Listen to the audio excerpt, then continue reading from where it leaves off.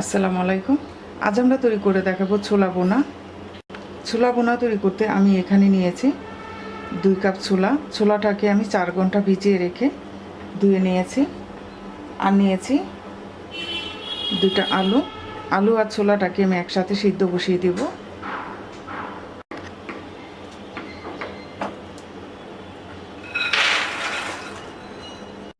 পরিমাণ মতো পানি দিয়ে দিচ্ছি।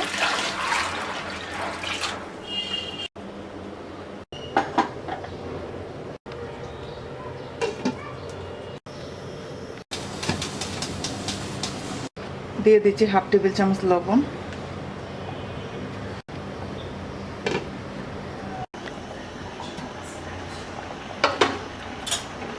ছোলা আর আলু সিদ্ধ হয়ে গেছে, এবার নামিয়ে পানিটা ছেঁকে নেব।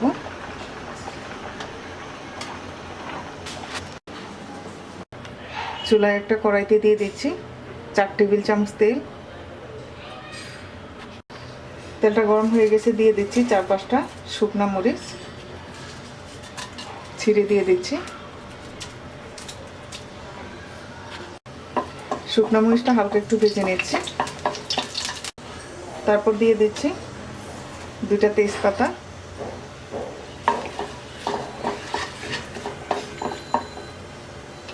মিডিয়াম সাইজের 2টা পেঁয়াজ কুচি,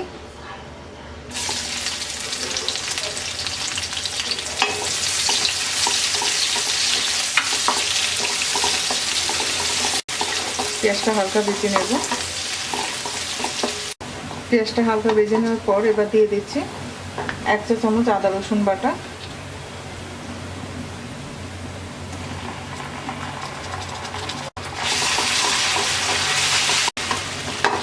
1/2 চা চামচ মরিচের গুঁড়া,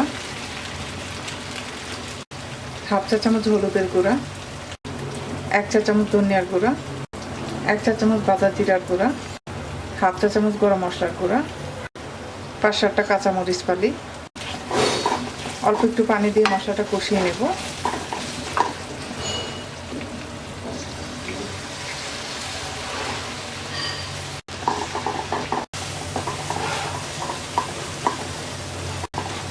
মশলা কষিয়ে নেওয়া হয়ে গেছে, সিদ্ধ আলু ভেঙে দিয়ে দিচ্ছি।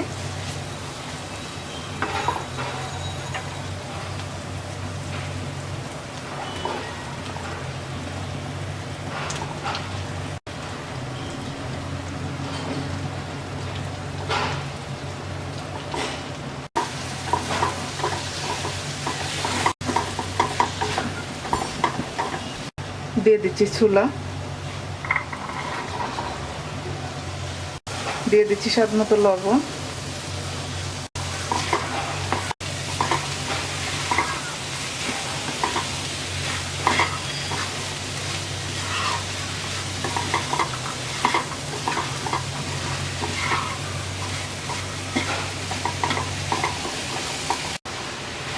মিডিয়াম লো আছে ছোলাটাকে 5 মিনিট কষিয়ে নেব।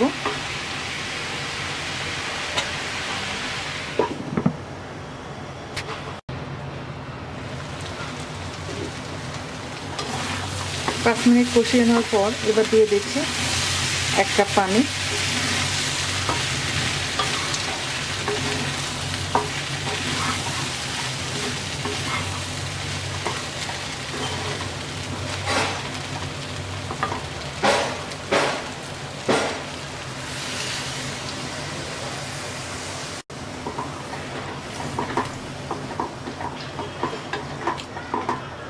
এবার মিডিয়াম আছে 8 মিনিট রান্না করব।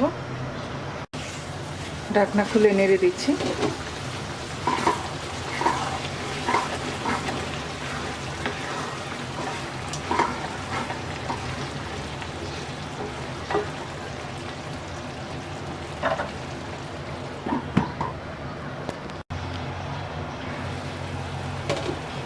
আট মিনিট হয়ে গেছে,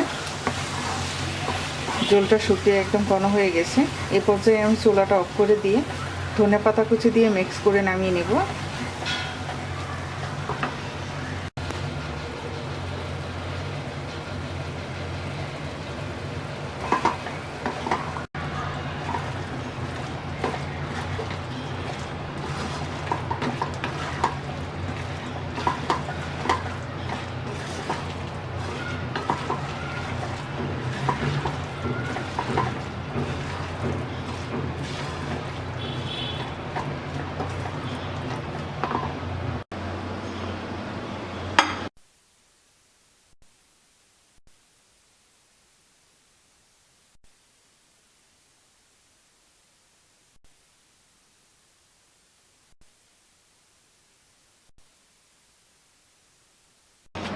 তৈরি হয়ে গেছে ছোলা বোনা। আশা করি রেসিপিটি আপনাদের ভালো লাগবে। আজকে এই পর্যন্তই। সবাই ভালো থাকবেন। আল্লাহ হাফেজ।